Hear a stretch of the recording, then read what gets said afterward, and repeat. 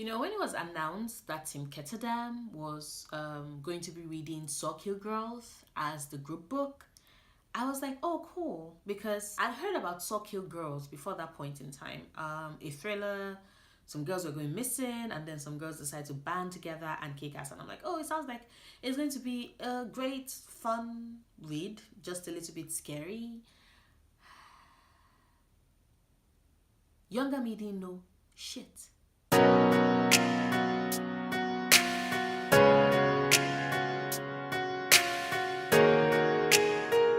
Hello everybody, Naria back again. So, I decided to do a review of the very first book I finished in February. Okay, technically not really the very first book I finished in February, because the first book I finished in February was Ruin and Rising, but that was a carryover from January, so that doesn't count. So, I'm talking about Sawkill Girls by Claire Legrand, which I was lucky enough to listen to on audiobook because my physical copy hasn't arrived yet. So what is Sawkill Girls about, really? So Sawkill Girls derives its name from the girls of Sawkill who have been going missing steadily over the years, and the people of Sawkill have not been able to figure out why. But we start the book with an insider perspective because the book is told from the perspective of three special but very different girls. You have Marion, the rock, who is the stable one, and by stable I mean she gives the air of being older, even though she necessarily isn't actually. But having had to shoulder so many responsibilities at such a young age, Marion has aged beyond her physical years, and you can tell that she's very steadfast, that no matter what happens, she will keep her cool, she will keep calm, and she'll be able to guide you. And it's a quality and a trait that comes into play at a very crucial point of the book. And I'll just say upfront, I appreciated and loved the way Claire Legrand did that setup. Because even from the introduction, when we were getting introduced to the different characters, the first 3 chapters, we got the story from the perspective of the 3 main characters, and each one of them, she gave us this like little tap on the nose.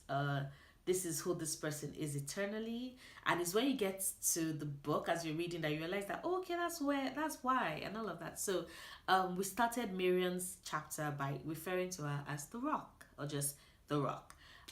Then we also told the story from the perspective of Zoe, the Snoop. Like her name implies, Zoe is the person that finds and discovers the information about the collector, who is the mystical monster that has been collecting.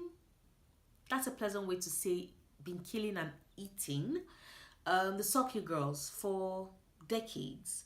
And she's the one that Snoop, she's the one that finds out about, all the different information that the group needs.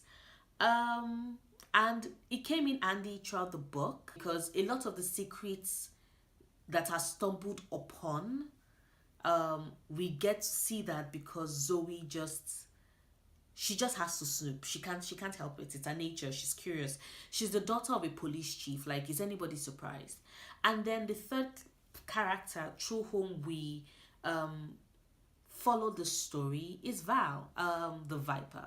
Now, Val, like every typical Viper, is beautiful, but her beauty is deceiving because she lures you into this false sense of complacency and then strikes. And when she strikes, you don't see her coming, and then you're dead. That's basically Val in a nutshell. And so I told this story from the perspective of 3 young girls, each one of them trying to solve, actually, 2 of them trying to solve the secret of the Sawkill Girls, and one of them well aware of exactly what is happening. So, that's basically Sawkill Girls in a nutshell. I don't want to go into any details because then I'll be spoiling the book for you. And I do believe that this book is a book that you want to know as little as possible about. And I mean that like the actual plot and stuff before entering it, because it's just Wow. So, what were the themes? What was this book about innately? What was this story trying to tell us? I think a very strong theme in the book is about how society fails young girls. Because, like I said, the girls in Sawkill have been going missing for decades. And although people will search, people would, look for them, eventually the town just settles back into its status quo until another girl goes missing, and then the circle will continue. So the search has always seemed performative because although they do try their best to look for the girls, it's not something that they sustain for a long period of time. And by that, I'm talking about the general citizenry.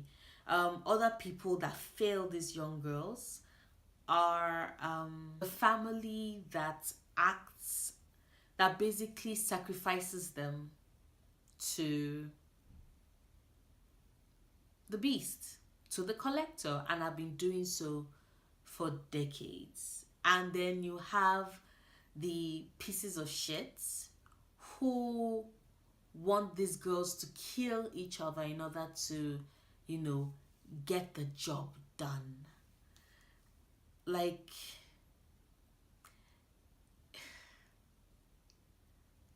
I'm trying my best to talk about this point without spoiling the book, and it's so hard because the way Sawkill and the larger society as a whole has failed each and every one of these girls, both the ones that are dead and the ones that are living, is so woven into the story that to bring out individual instances will be to spoil the book for you. And I don't want to do that because, like I said, it's a book you should read. Another theme in this book is the way in which young girls are sacrificed, at the altar of power. Now, this is both literal in the case of the collector. He needs to feed on them in order to grow his powers, but also figurative in a way. Because when you consider the society we live in as a whole, young girls are treated as expendable. It's the control over their bodies, over their lives, over their decisions. And I keep saying there, which is funny to me because I am a woman. So the control over our lives, over our bodies, over the decisions we make about our bodies, it's all turned into this power tussle. And we are just collateral damage in the grand scheme of things. And you see this reflected in the book, and you take a moment and pause and let it sink in. Because there's a turning point close to the end of the book, where the girls discover just how much other young girls have been used and sacrificed, for power, their lives have been treated as expendable. And it's heartbreaking. Like, there's no other way to say it. It is heartbreaking. But this book also deals with feminism. It's also very big on feminism because this is a book about 3 young women who team up together in order to kick some collecting monsters' ass. And that was glorious. Like, it was glorious to read. I had goosebumps because these were girls who came into their power, who came into their own, who took brave decisions, brave steps that adults around them wouldn't have made, but they were willing to sacrifice all in order to get this monster out of their world. And it was such a joy to read because some of these girls did not get along. They had fought. Secrets had come spilling out. They didn't trust each other. They didn't like each other. But when it came right down to it, they supported each other. They held up each other. They were there for each other. and they stood strong together. And watching that example, that portrayal of girl power, of womanhood, just, it was beautiful and it made me happy. The book also talks about choices, and if you hold some blame for your actions, especially if you're born into situations slash circumstances beyond your control. So should we hold you responsible? And I loved how Claire Legrand handled this, because it was a yes and a no. But also at the same time, a clear, obvious stating of the fact that even if it is that, oh, you were born into circumstances you had no control over, the point in which you make that choice, you actively make the choice to do better, to use your powers, to fight back, to push back, to stop, then that choice is yours, and that is something you can do. Like Claire Legrand used this book to point out the fact that up to a point you can continue blaming your circumstances, but it gets to a point when you have to actively make a choice and actively state for yourself what it is you want, what it is you're going to do, what it is that you're going to be able to live with. And it was portrayed and done so well, which I appreciated it. And finally, the book also talked about the loss of innocence. You know, how quickly girls lose their innocence. And it was told in such varying different ways, you know. Marion's loss of her innocence had to do with the fact that she was forced to grow up so quickly. The Marion we meet at the beginning of the book was a child, was an adult in the body of a child, and that was because the circumstances she was in forced her to grow up very quickly. She already had that tendency, but it forced her to grow up really fast.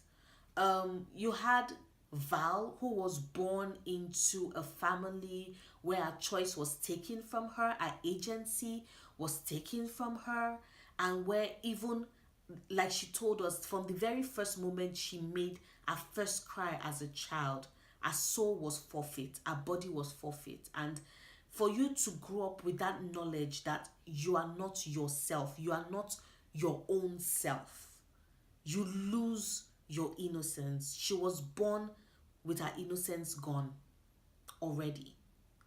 And then you have Zoe, who learns from an early age, because I repeat, they are all teenagers, they are all young. They are not meant to have been learning they are not meant to have been learning this so quickly, but they do. Zoe learns early that she learns early what it is to be ostracized because of her skin color and because of her financial economic situation.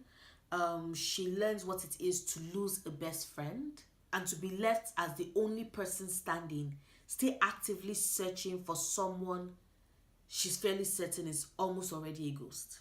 And there are certain things she has to do for herself, and she cannot rely on the adults around her for it. And it's just so sad reading their stories and realizing just at what point in time they had each lost their innocence, at a point when they shouldn't have lost it in the first place. It's like I said, it's heartbreaking. So yeah, those are the themes. Those are some of the themes. Like, I'm certain I still need to read this book over again, you know, to pick up on all the things I've missed. Now, there are so many things I loved about this book. I loved the representation, because Zoe is black and asexual. And you know, it was after I read the book, I was asking myself, like, okay, have I read a story with an asexual character before I read Sawkill Girls? And I could not really think of any. Like, nothing that stood out to me. And I love the fact that Zoe's asexuality was not pushed to the back burner. It was central to our character. It was central to our relationship, and then friendship with Grayson. And I love how it was depicted, how that story was told, and it was treated with all the respect and honesty, and you could sense that as you read it. And then there was Marion. Marion was bisexual. She was plain, which I was like, final. Like every time I'm reading a book and a character is described as plain, and it's not like, oh, the character being self-deprecating, like the character is plain. It makes me happy because it's just more realistic, so much more realistic, and I enjoy the book for it. So Marion is bisexual. She is plain, and she's not as slim as the other girls, which just, it warms my heart, because I think this is Claire's way, of creating characters that are not single monoliths. You can be black and you can be ace, and you can be smart at the same time. You can, and hot tempered as well. You can be bi, and you can be plain, and you can also be plus sized and still so brilliant and so steady all at the same time. Like, I loved that. I love the fact that it was not like, oh, this is the gay character, this is the black character, this is the ace character, this is this. Like, no, like, they are just three girls and they represent so much of the spectrum, and it makes me happy. And then finally you have Val, who is clearly the queen bee. She's gorgeous, she's leggy, she's beautiful, she's stunning, but at the same time she's also queer.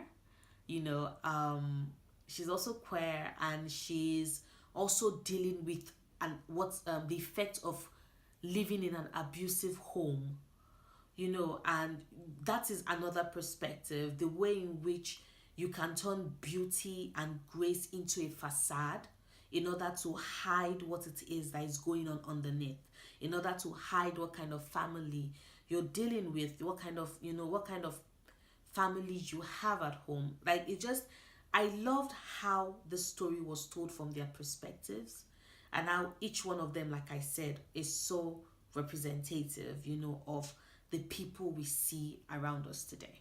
I also appreciated the fact that the story was atmospheric, because I'm slowly getting into horror, and there are some horror books that are not so scary. But although in the beginning I was like, okay, this is not scary, but when it really got into it, this book was creepy. Like, there were parts in this book that were creepy as fuck. And I also enjoyed the audiobook, the narrator for the audiobook. Like, she added to the atmospheric air. I love the way in which, she gave character. She gave each of the character personality. You could tell when each one of them was talking, and then the way her voice dropped in certain parts and croaked and growled. Like, I was just there in that scene, in that moment, terrified out of my fucking mind. I enjoyed it. Now, I did have a problem though with the fact that Zoe did not really read as black to me. Maybe it's because of the fact that for so many pages and so many times we get so many depictions and descriptions of Val. She's leggy, she's blonde, she's pale, she has gorgeous blonde hair, blah blah blah, like every damn time. And even Marion gets she's pale skin and lovely eyes, this, and like each one of them got so much. Like, if we were to rate it, I'm certain that the amount of attention and depiction and description that Zoe gets is like a fifth of what Val and Marion gets, which I had a problem, because I'm like, I don't understand. There are three main characters. If not for the fact that she mentioned it once or twice that, oh, Zoe's dark skinned, I did not know she was black for a while. And then, oh, they made mention to dyed orange black afro hair, and that was just, it was like 2 or 3 times compared to the almost 10 times in which we got a description of Val, and the 5 to 6 times we got of Marion. Like, I was just like, they are all main characters. Let me be able to picture them as vividly in my head equally like equally, not that okay, I need to go back to the book to certain parts to be able to finally have an understanding of who, you know, of who Zoe is. I also had a problem with the pacing because I'm not gonna lie, this book starts very slow. For like the very first 100, 200 pages, like things were happening, but I was not as invested in the story. And I understand because I know some people were like, oh, they were tempted to DNF it and all of that. I could see why, because it does have a really, really slow beginning, but I consider that part of the setup. And the payoff, if you're patient enough, is more than worth it, because the last 100 pages of that book was just non-stop adrenaline pushing goodness. Now, I did read in a couple of places and I saw commentary about, oh, how this was such a man-hating book, you know, because most of the men in the book were villains, you know. And although I understand where that concern is coming from, I also understand where Claire Legrand is coming from, because if we're being honest, you know, around the world, the largest group of people, and when I say around the world, I don't just mean, oh, UK and US, I mean around the world. The largest group of people that met out the most pain and hurt to young girls are men. Like, it's, the facts don't lie, and these are numbers. Because the society is so inherently patriarchal and sexist that sometimes it's become common and the norm. But a large number of, like, the largest group that do met out pain and hurt to young girls are men. Now, Claire Legrand is not saying all men are assholes like the men in the book, but she said a lot of men for decades have used propaganda in order to keep women docile and have exerted their power over girls in order to feel more powerful, like the characters did in this book. Like, it's real to life. Now, at least to me, that was my takeaway from it. It was real to life as far as I was concerned. And also, like, when those commentaries was happening, all I was wondering is that, I'm sorry, if that is what we're talking about, is anybody not going to also raise concerns about the fact that the mothers in the book, all the mothers in this book, were depicted in a bad light as well? Like, am I the only one that saw it? Because Val's mother is abusive, right? Marion's mother is neglectful. That's the reason why Marion had to age and become the parent in a situation when she should not have been put in that situation in the first place. And Zoe's mother just abandoned her, left her on an island, didn't look back, and went to go and live her life. Like, the mothers in this book were also depicted in a bad light, and I just found it interesting that was never brought up, but the Claire Legrand is bashing men was brought up, and I'm like, sorry, seriously, like, she wasn't talking about all men, she was talking about most men. And she's kind of right, because if you look around at the present society we live in, not just in your little bubble in your country, think other countries, other places, and you realize that Claire Legrand had a point. Just saying. So yes, I'm sorry my review was all over the place. I ended up not taking any notes while I was reading the book, because I didn't even think I was going to do a review of it, and then after I finished I wanted to do a review, and so I did one. So if I didn't make any sense, I apologize. I really am sorry. But I did give Sawkill Girls 4 stars out of 5. And I am looking forward to when my physical copy comes in so I can reread it and annotate it and fall in love with the characters again. And who knows, maybe I was wrong and she did describe Zoe as many times or as much as she did Val and Marion. Like, maybe I just missed it because I was listening to it on audiobook. But yes, that is my review of Sawkill Girls.